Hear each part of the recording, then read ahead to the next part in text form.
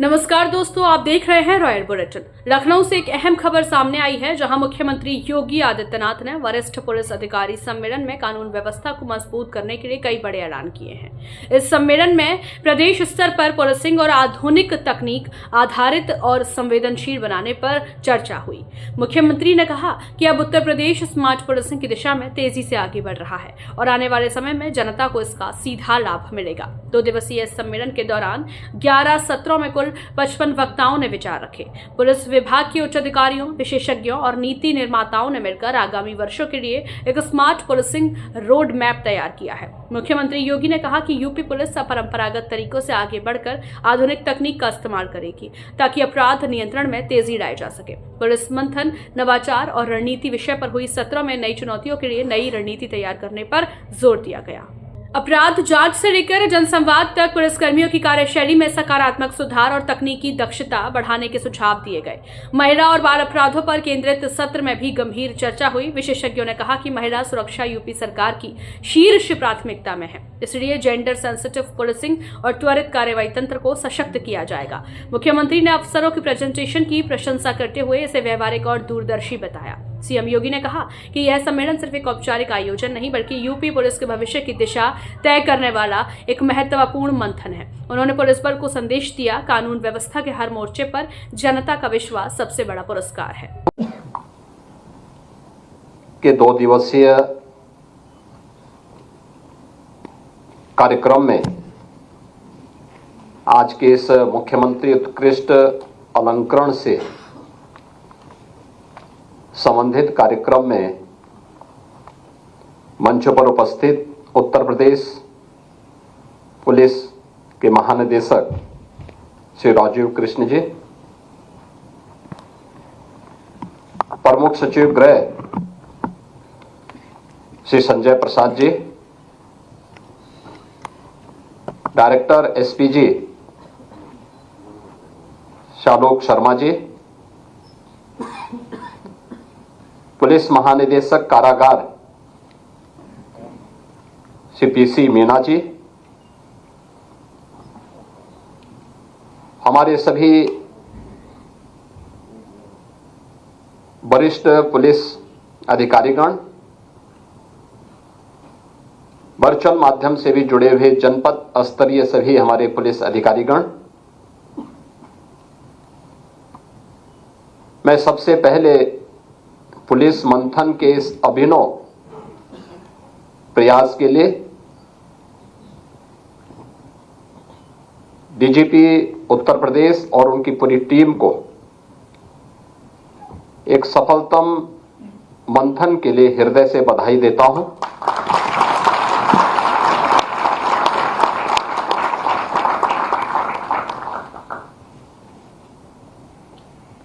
आदरणीय प्रधानमंत्री जी के स्मार्ट पुलिसिंग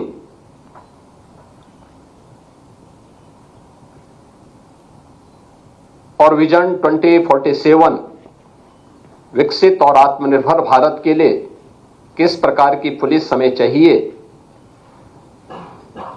उस लक्ष्य की प्राप्ति के लिए पिछले 2 दिनों के अंदर जो रोड मैप यहां तैयार किया गया है वह अत्यंत महत्वपूर्ण होगा और इसके लिए जिन 11 सत्रों पर हम लोगों ने यहां पर विचार किया है, उसको नजदीक से देखा है, वह हमारी भावी कार्य योजना को भी और भावी रणनीति का भी एक महत्वपूर्ण दस्तावेज साबित होने वाला है।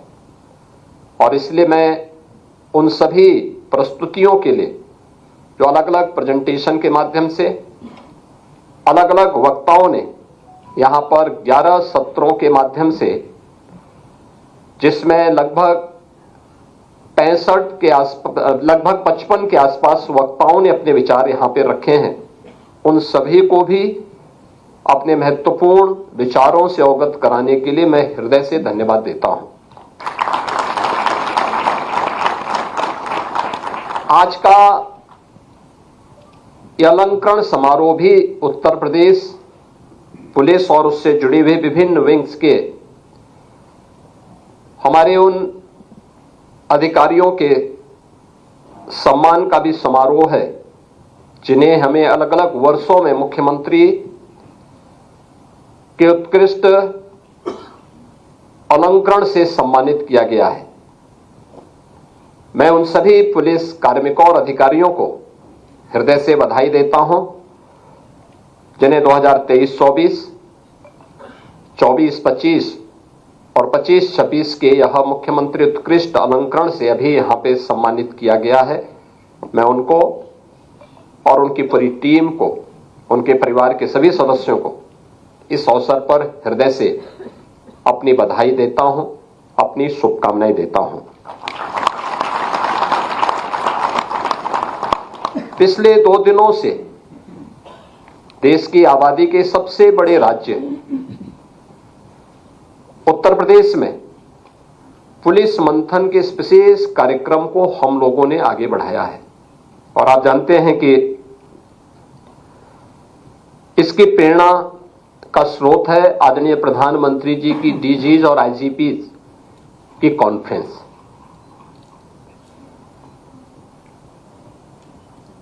अलग अलग क्षेत्र में क्या नवाचार हो सकते हैं और वे नवाचार हमें कैसे समसामयिक चुनौतियों से जूझने और उसके अनुरूप अपनी रणनीति तैयार करने के लिए कैसे तैयार कर सकते हैं, उसी पर आधारित था यह पुलिस मंथन का कार्यक्रम।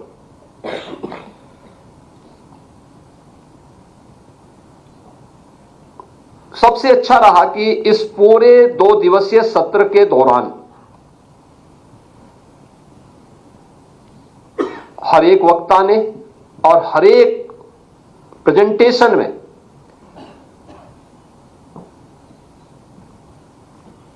टाइम और स्पेस दोनों का ध्यान रखा। यानी जिसे आप कह सकते हैं कि यूपी पुलिस अपने समय के प्रति समयबद्ध है, यह उसका एक उदाहरण यहां पर देखने को मिला है, जिसमें प्रस्तुतिकरण के जो आधार थे, बीट पुलिसिंग, यानी हमारा आधार क्या है,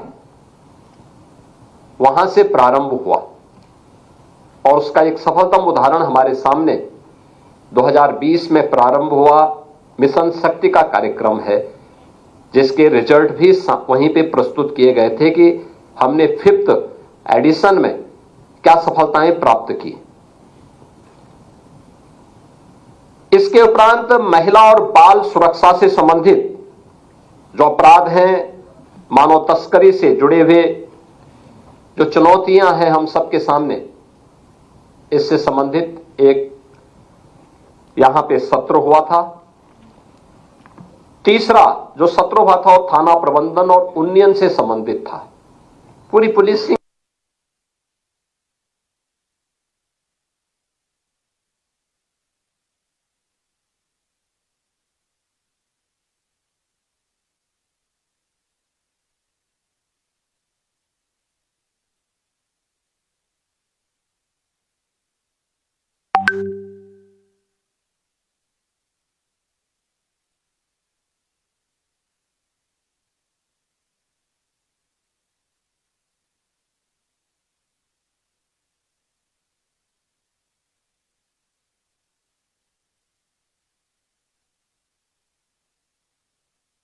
आगे की कार्य योजना को भी आगे बढ़ाने का एक कार्यक्रम हुआ। पुलिस कार्मिकों के लिए पिछले कुछ समय से हम लोगों ने क्या किया और आगे क्या हमें करना चाहिए, क्योंकि एक समय रहा होगा जब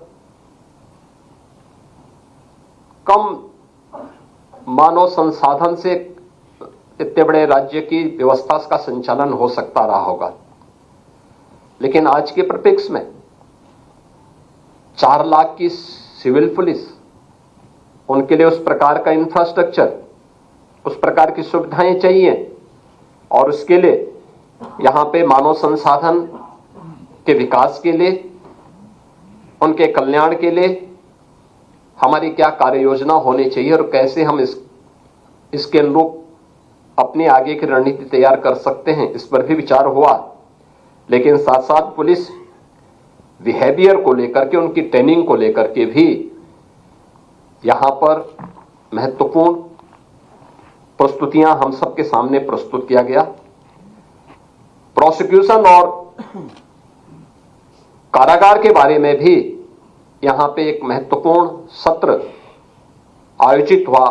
CCTNS-2, न्याय संहिता और फॉरेंसिक पर आधारित भी एक महत्वपूर्ण सत्र हम सबके सामने यहां पर था, जिस पर इसके जो अधिकृत वक्ता थे, उस फील्ड के एक्सपर्ट थे, उन्होंने भी अपने महत्वपूर्ण विचारों से इस पूरे कार्यक्रम को और रोचक बनाने में अपना योगदान दिया। आज द्वितीय दिवस में 4 महत्वपूर्ण सत्र हुए हैं, जिनमें प्रातःकाल 8 बजे से लेकर के 10:30 बजे के बीच में आपदा प्रबंधन, सिविल डिफेंस एवं होमगार्ड्स, क्राउड मैनेजमेंट से संबंधित यह महत्वपूर्ण सत्र यहां पे संपन्न हुआ। और इसके प्रांत इंटेलिजेंस और उसकी चुनौतियां, जैसे सोशल मीडिया, NGOs की भूमिका, नेपाल की सीमा, उत्तर प्रदेश राज्य की हमारी जो सीमा है उसकी खुली सीमा, आतंकवाद निरोधन, मादक द्रव्य, गौ तस्करी और संगठित अपराध पर केंद्रित ये 4 महत्वपूर्ण सत्र आज यहां पे संपन्न हुए हैं। और मैं कह सकता हूं कि जो 11 सत्र हैं, यह विकसित भारत के प्रधानमंत्री जी के विजन को 2047 में भारत विकसित भारत हो, आत्मनिर्भर हो, स्वाभाविक रूप से ये केवल भारत सरकार का ही इसके लिए रोड मैप नहीं होना है, राज्य सरकारों की भी अपनी भूमिका है। और जो मैंने कल अपने प्रारंभिक उद्बोधन में भी इस बात को कहा था कि हमारा परसेप्शन 8 साढ़े 8 वर्षों में बदला है, लोगों की हमारे प्रति धारणाएं बदली हैं। आप याद करिए, अगर उत्तर प्रदेश में ऐसे ही दंगे होते, ऐसे ही गुंडागिर्दी होती, अराजकता होती, महीनों महीनों कर्फ्यू रहता, क्या हमारे बारे में धारणाएं बदल जाती?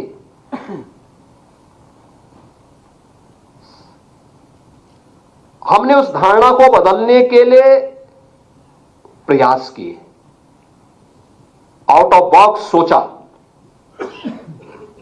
कानून के दायरे में रह करके कानून के दायरे का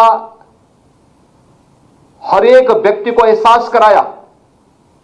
परिणाम है, लोगों की धारणा उत्तर प्रदेश के बारे में बदली। हर व्यक्ति किसी भी फील्ड का हो, आज उस बात को मानता है कि हां, उत्तर प्रदेश में परिवर्तन हुआ है। अगर सुरक्षा नहीं होती तो हमारा इंफ्रास्ट्रक्चर इतना मजबूत नहीं होता। देश के अंदर एक्सप्रेसवे, आज मैं दावे के साथ कह सकता हूं कि उत्तर प्रदेश देश के अंदर 55% एक्सप्रेसवे उत्तर प्रदेश के अंदर है। उत्तर प्रदेश के अंदर, और पिछले 9 वर्षों के अंदर ये सभी एक्सप्रेसवे तैयार किए गए हैं।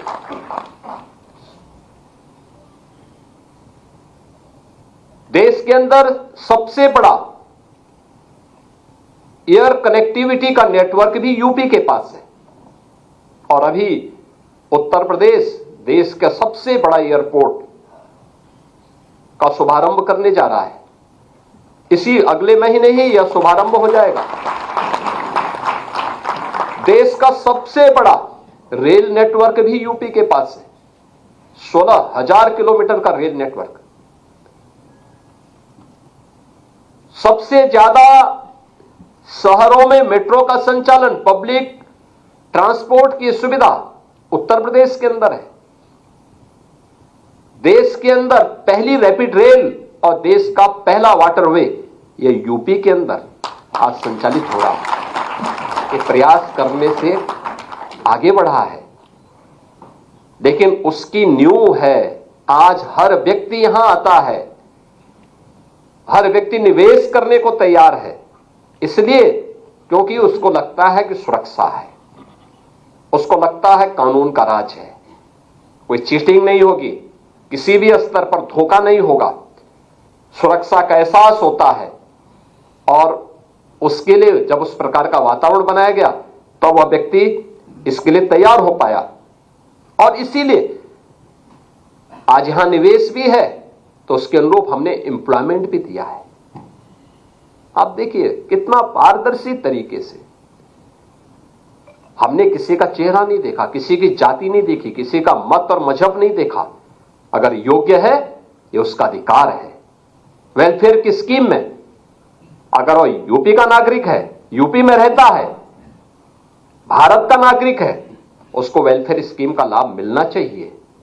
लेकिन जहां पर किसी ने कानून को ठेंगा दिखाने का प्रयास किया तो कानून ने उसको उसी प्रकार से उसकी गिरेबान को पकड़ने का काम भी किया है, और यह उत्तर प्रदेश ने करके दिखाया है। आज जिसका उदाहरण देश के अंदर अलग अलग राज्यों में भी लोग उदाहरण के रूप में प्रस्तुत करने का प्रयास कर रहे हैं। लेकिन वहां पर भी मीडिया, हम नहीं बोल रहे हैं लेकिन मीडिया उसको बोलते हैं यूपी मॉडल आ गया। ये प्रयास करने से होता है, आउट ऑफ बॉक्स जब हम कार्य करने का प्रयास करते हैं तब इस प्रकार की चीजें सामने आती हैं। और वह आज हम सब के लिए, मेरा मानना है, एक महत्वपूर्ण, हमारे लिए यह एक दस्तावेज बनने जा रहा है। याद करिए, इसी उत्तर प्रदेश में आदरणीय प्रधानमंत्री जी ने डीजीपी और आईजीपी कॉन्फ्रेंस में इस बात को कहा था, स्मार्ट पुलिसिंग का एक विजन देश को दिया था। और उस समय उन्होंने कहा था कि स्मार्ट पुलिसिंग के सूत्र भी उन्होंने उस समय बताए थे। और मुझे लगता है हर पुलिस अधिकारी, हर पुलिस कार्मिक को उसको अपने जीवन का मंत्र बनाना चाहिए। उन्होंने कहा था कि स्मार्ट पुलिसिंग का मतलब क्या है? Strict and sensitive, modern and mobile, alert and accountable, reliable and responsive, technosavvy and trained. यह सूत्र हमें कानून प्रवर्तन के भविष्य के लिए निरंतर और स्पष्ट मार्गदर्शन भी यह हम सब का करता है। यानी भविष्य की चुनौतियों के प्रति हम सबको सदैव तैयार रखता है। इस दृष्टि से हमें इन सभी बातों को अपने जीवन का हिस्सा बनाना पड़ेगा। थाना प्रबंधन से जुड़ा हुआ सत्र, जिसके बारे में मैंने पहले भी कहा, वास्तव में हमारी नींव है। हमारा व्यवहार कॉमन मैन के प्रति क्या है, ये केवल हमारी संवेदनशीलता को ही प्रदर्शित नहीं करता, हमारे लिए ह्यूमन इंटेलिजेंस का भी वह एक माध्यम बनता है। मैं आपको बताऊं, मेरे सामने, मेरे पास जितनी भी सूचनाएं आती हैं, ज्यादातर मैं ह्यूमन इंटेलिजेंस के माध्यम से मुझे जमीनी हकीकतों की जानकारी मिल पाती है, क्योंकि मैं इसीलिए जनता दर्शन कार्यक्रम में नियमित रूप से जाता हूं। एप्लीकेशन उसकी वो शिकायत नहीं करता, और मुझे इस चीज पे अचानक मुझे अच्छा नहीं लगता जब कोई किसी एक दूसरे की शिकायत करता है। लेकिन मैं उसकी एप्लीकेशन को देख करके, उसकी प्रार्थना पत्र को देख करके, उसकी पीड़ा को देख करके समझ सकता हूं कि जमीनी धरातल पर क्या हो रहा है, और जमीनी हकीकत के बारे में मुझे जानकारी मिलती है। और इसलिए ह्यूमन इंटेलिजेंस यह आज हम सब का एक सबसे बड़ा हथियार है, और इसका हम बेहतर तरीके से उपयोग कर सकते हैं। इसके लिए हमें संवाद बनाना पड़ेगा। कोई भी थानाध्यक्ष हो, हल्के का दरोगा हो, सर्किल का हमारा इंचार्ज जो डिप्टी एसपी हो, या जिले का पुलिस अधीक्षक हो, या रेंज और जोन के अधिकारी हो, इन सबके स्तर पर अलग अलग तबके के लोगों के साथ एक बेहतर संवाद की स्थिति पैदा करना। अक्सर होता क्या है, पर्व और त्योहार के दौरान हम पीस कमेटी की बैठक बुलाते हैं, शेष अन्य अवसरों पर हम इन सभी बातों को विस्मृत सा कर देते हैं, भूल से जाते हैं। मैं बार बार कहता हूं कि आप जब जिले में जा रहे हैं तो एक बार जनप्रतिनिधियों से बातचीत कर लें। महीने में एक बार आप उनके साथ बैठ जाएंगे। मैं मानता हूं जनप्रतिनिधि इस लोकतांत्रिक व्यवस्था की एक महत्वपूर्ण कड़ी है, हम उसको नजरअंदाज नहीं कर सकते। लेकिन अगर हम वास्तविक स्थिति के बारे में उसे अवगत कराएंगे तो कोई भी जनप्रतिनिधि गलत कार्य के लिए नहीं बोलता, लेकिन हमें अवगत कराना पड़ेगा, बताना पड़ेगा। हम संवाद नहीं करेंगे, हम उनके साथ चर्चा नहीं करेंगे, सही तथ्यों से अवगत नहीं कराएंगे, तो स्वाभाविक रूप से उसके सामने जो पीड़ित आ रहा है वह पीड़ित ही अपनी बात को जब बोलता है तो लोग ये मानते हैं कि यही सच है। और इसीलिए हमें जनप्रतिनिधियों के बीच संवाद बनाना पड़ेगा, उनके फोन कॉल को रिसीव करना पड़ेगा, हमें समाज से जुड़े हुए इंटेलेक्चुअल के साथ भी संवाद बनाना पड़ेगा, अलग अलग पृष्ठभूमि से जुड़े हुए लोगों के साथ भी, अलग अलग धर्माचार्यों के साथ, उद्यमियों के साथ, व्यापारियों के साथ एक बेहतर समन्वय हो। रूटीन का कार्य मत बनाइए, कुछ आप उनके बीच जाइए, कभी वे आपके पास आए, बैठ करके चर्चा हो, एक औपचारिक चर्चा, अनौपचारिक रूप से एक संवाद, डायलॉग, बहुत सारी चीजें आपको जमीनी धरातल की प्राप्त होंगी। केवल मुख्यालय पे बैठ करके हम पुलिसिंग नहीं कर सकते, और इस दृष्टि से हमें इस संवाद को और प्रभावी करना पड़ेगा। थाना, सर्किल और पुलिस लाइन, इन तीनों में भी बेहतर समन्वय हो। देखिए, मैं अक्सर कहता हूं कि घटना घटित होती है कहीं पे, हम थाना इंचार्ज को जवाबदेही बनाते हैं। सर्किल की भूमिका क्या है? सर्किल समन्वय बनाने में कितना योगदान दे पा रहा है? हमने कभी उस पर ध्यान नहीं दिया। अगर हम इन तीनों में बेहतर समन्वय बना लें, मेरा मानना है कि यह सुरक्षा व्यवस्था को मजबूत करने में बहुत बड़ा योगदान दे सकता है, और इस दिशा में हमारा प्रयास होना चाहिए। पुलिस बल का दोस्ताना व्यवहार और उसकी संवेदना एक कॉमन मैन की समस्या का समाधान तो करता ही है। कॉमन मैन के मन में आपके प्रति एक बेहतर धारणा भी बनता है, और उसको बनाए रखने के लिए, देखिए, मैं बार बार इस बात को कहता हूं, मेरे पास लोग आते हैं, अलग अलग तबके के लोगों से मैं मिलता हूं, बातचीत करता हूं, तो मैं बहुत सारी चीजों को इस बार रूप में देखता हूं। किसी अच्छे पुलिस अधिकारी का ट्रांसफर होता है या प्रमोशन होता है, उसके बाद जाता है, या टेन्योर, हमने प्रयास किया है कि पॉलिटिकल इंटरफेरेंस न्यूनतम रहे। लोकतांत्रिक व्यवस्था में एक चुनौतीपूर्ण कार्य है और न्यूनतम है।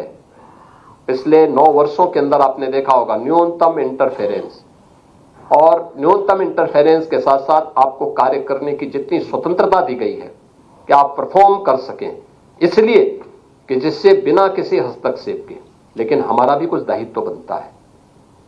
और इस दायित्व के दौरान मैं देखता हूं, जब किसी पुलिस अधिकारी के टेन्योर, उसमें हमने स्थिरता भी दी है प्रशासन को। आप देखें, एवरेज एक पुलिस अधिकारी मिनिमम 2 वर्ष तक एक जिले के अंदर अपनी सेवा दे रहा है, रेंज में सेवा दे रहा है। कभी नहीं हुआ, मैं पिछले आंकड़े निकालता हूं, 3 महीने, 4 महीने, 1 महीने, कुछ ही दिनों के अंदर फिर वहां से ट्रांसफर हो जाता था। काम ही नहीं मिलता था। जब तक वो समझे, वहां की सामाजिक और भौगोलिक स्थिति को समझे, तब तक वहां से उसे बाहर का रास्ता दिखा दिया जाता था। क्या समझता? अव्यवस्था पैदा होती, लेकिन वह स्थिरता प्रशासन में दी गई, पुलिस में दी गई। लेकिन जब किसी अच्छे पुलिस अधिकारी का ट्रांसफर होता है, पब्लिक से हमारे बीच में सिफारिश आती है कि साहब अच्छा अधिकारी था। लेकिन जब कोई गलत व्यक्ति वहां से हटाया जाता है, पब्लिक हमें धन्यवाद देने के लिए आती है कि साहब आपने हमारी इस बला को टाल दिया, इसने हमें जीना हराम कर दिया था, बहुत बेकार आदमी था, महाभ्रष्ट था। यानी ये भी चीजें हमें सुनने को मिलती है। दोनों स्थितियों को हम पेश करते हैं। अच्छा अधिकारी को हम पेश, हम उनसे कहते हैं अच्छा अधिकारी है, इसलिए दूसरी जगह भी तो अच्छे लोगों को काम करना चाहिए। और एक व्यक्ति ने अच्छी न्यूज डाल दी है तो कुछ समय तक ये चलेगी, हम इसको मॉनिटर कर रहे हैं। अन्य जगहों पर भी अच्छा का लाभ मिलना चाहिए, और वह अच्छे का लाभ देने की दिशा में हम सबको प्रयास करना चाहिए कि हम अपने आचरण से, अपने व्यवहार से उसको और सुदृढ़ करें। 3 नए कानून लागू हुए हैं, हमने गत वर्ष जुलाई में लागू किए हैं। और याद रखना, ये तीनों जो नए कानून हैं, इनकी अवधारणा न्याय पर आधारित है, जिसमें भारतीय न्याय संहिता 2023, भारतीय नागरिक संहिता 2023 और भारतीय साक्ष्य संहिता 2023, इसके बारे में अधिक से अधिक जागरूकता पैदा करना। हर पुलिस कार्मिक के साथ साथ इसके बारे में हमें अलग अलग तबके के साथ में बैठक करके इस इंटरेक्शन को बढ़ाना और इसके बारे में हमें अपने आप को अपडेट करना होगा। और मेरा मानना है कि दक्ष, न्यायप्रिय, पारदर्शी, जवाबदेह और निष्ठा के साथ जनसेवा के प्रति संवेदनशील जो पुलिस बल है, यही अंततः कानून का राज स्थापित करने में महत्वपूर्ण भूमिका का निर्वहन करेगा और जो हम सबके जीवन का संकल्प है। ये कानून का राज ही है जो देश के अंदर सबसे बड़ी आबादी के राज्य के मन में, आधी आबादी के मन में जो सबसे असुरक्षित अपने आप को महसूस करती थी, उन सबके मन में एक नया विश्वास पैदा कर रही है। और मैं मानता हूं इसी कानून के राज के लिए हमें अपने आप को अपडेट होना पड़ेगा, हर एक परिस्थिति से, हर चुनौती से जूझने के लिए तैयार होना पड़ेगा। और इसके लिए एक बेहतर प्लेटफॉर्म पुलिस मंथन का मिला है। पुलिस मंथन के इस अवसर पर बहुत सारे प्रस्ताव हमारे सामने आए। हम पुलिस के इंफ्रास्ट्रक्चर को बढ़ा रहे हैं। हमने वह समय भी देखा है जब जर्जर, खपरेल और एस्बेस्टस बैरक के नीचे, टूटे हुए बैरक के नीचे हमारे जवानों को रहने के लिए मजबूर होना पड़ता था। और आज आप देखते होंगे कि जनपद के अंदर हाई राइज बिल्डिंग, बहुत सारे जनपदों में सबसे high rise building police barrack की होगी। एक परिवर्तन है और हर जनपद में, किसी एक जनपद में नहीं, हर जनपद में। हम लोग जब आए थे 10 जनपद ऐसे थे जहां पे वर्षों से 2-2, 3-3 दशक से पुलिस लाइन नहीं बन पाई थी। हम लोगों ने वह पैसा भी गृह विभाग को उपलब्ध करवाया है। पैसा उन जनपदों को जाए, वहां पर ये चीजें स्थापित होनी चाहिए। पीएससी की जिन कंपनियों को समाप्त किया गया था, उनका पुनर्गठन किया गया। पीएससी की महिला वाहिनियों का गठन किया गया। महिला कार्मिकों की संख्या इसमें बढ़े। आज वह 13% से बढ़कर के 36% से ऊपर महिला कार्मिक हमारी व्यवस्था के अंग बने हुए हैं। लगातार उस पर कार्य हो रहा है और आज एक सुरक्षा का बेहतर माहौल दिया है। बहुत सारे नवाचार इस दौरान हुए हैं। प्रदेश सरकार ने जिन चीजों को यहां पर लागू करने का काम किया है, और मुझे लगता है कि साइबर मुख्यालय के बारे में जो हमारी आगे की प्रक्रिया का हिस्सा है, हमें तत्काल इस पर अपनी कार्रवाई को आगे बढ़ाना चाहिए। हर पुलिस कमिश्नरेट का अपना एक अच्छा भवन हो, उसके मानकीकरण की दिशा में अविलंब निर्णय लेते हुए इस कार्य को आगे बढ़ाना पड़ेगा। मॉडल थाने शहरी क्षेत्र में, ग्रामीण क्षेत्र में किस प्रकार के होने चाहिए, हमें उसके बारे में अपने आप को तैयार करना चाहिए। प्रदेश के अंदर हमें अन्य कार्यों के साथ ही मिशन शक्ति से जुड़ी हुई जो महिला बीट अधिकारी हैं, उनके लिए भी हमारा प्रयास होना चाहिए कि यक्स ऐप के साथ तो सब जुड़ेंगे ही, हर कार्य को वे अपडेट करेंगे, लेकिन स्कूटी उन्हें उपलब्ध हो और इस कार्यक्रम को हम तेजी के साथ आगे बढ़ा सकें, यह आज की आवश्यकता है। बीट लेवल पर जो हमारे आरक्षी काम करेंगे, उनके पास उस प्रकार के संसाधन हो जिससे उसे आज के समय में केवल उधार के बल पर या साइकिल से अपनी यात्रा तय करने के लिए मजबूर न होना पड़े, या अन्य गलत स्रोत से वह पैसा न आहरित करें। इन सभी बातों को हम ध्यान रखें, इन पर हम लोग अवश्य विचार करके तत्काल हमें निर्णय लेने पड़ेंगे। और मेरा मानना है कि जो 2 दिवसीय पुलिस मंथन का एक कार्यक्रम है, यह एक बहुआयामी और बहुपक्षीय सत्रों के रूप में आदरणीय प्रधानमंत्री जी के विजन 2047 की दृष्टि से अत्यंत महत्वपूर्ण सत्र रहा है और इसको हमें प्रत्येक वर्ष के कैलेंडर का एक पार्ट बनाना चाहिए। हर वर्ष हमारा प्रयास होना चाहिए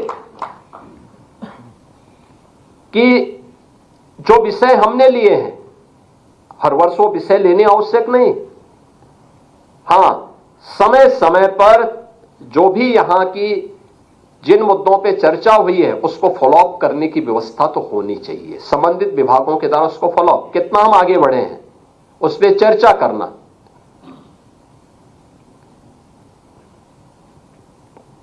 पुलिस महानिदेशक के स्तर पर निरंतर उसकी प्रोग्रेस रिपोर्ट से अवगत कराते रहना और किसी स्तर पर कोई बैरियर है तो उस बैरियर को हटाने की तैयारी करना ससमय, जिससे हम समय रहते हुए जो चीजों पे चर्चा हुई है वह केवल आज यहां पर सामान्य आचार ही नहीं, बल्कि केवल विचार के स्तर पर नहीं, बल्कि उसको व्यवहारिक स्तर पर भी हम जमीनी धरातल पर उतार सकें, उसको फॉलोअप करने की व्यवस्था भी हमारी होनी चाहिए। और प्रयास होना चाहिए कि दिसंबर के अंतिम सप्ताह में ऐसे ही शनिवार रविवार के दिन 2 दिन का समय लेकर के अगर हम इस पुलिस मंथन के कार्यक्रम को अलग विषय के साथ साथ और अलग अलग सक्सेस स्टोरी को भी उसके साथ समाहित करें।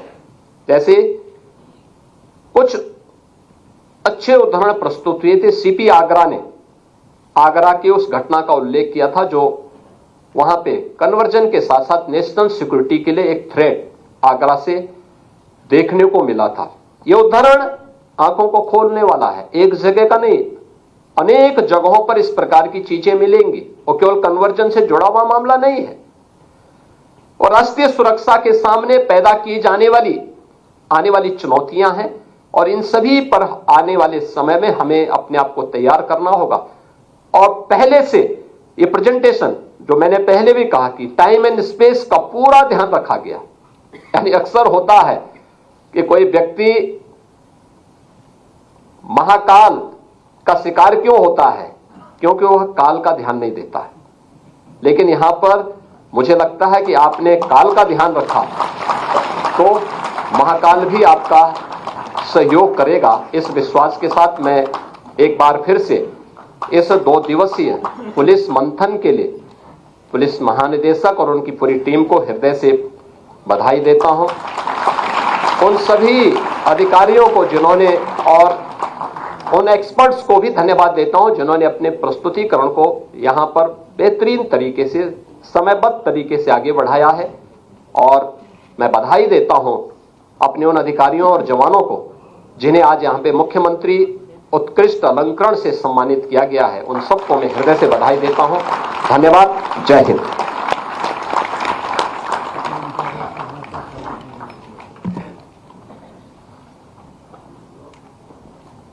धन्यवाद सर आपके आशीर्वचनों के लिए। सर मैं श्रीमान पुलिस अगर आप उत्तर प्रदेश की राजनीति, प्रशासन और विकास योजनाओं के हर अपडेट सबसे पहले पाना चाहते हैं तो हमारे चैनल रॉयल बुलेटिन को सब्सक्राइब करें और नोटिफिकेशन बेल जरूर दबाएं ताकि हर बड़ी खबर सीधे आपकी स्क्रीन तक पहुंचे।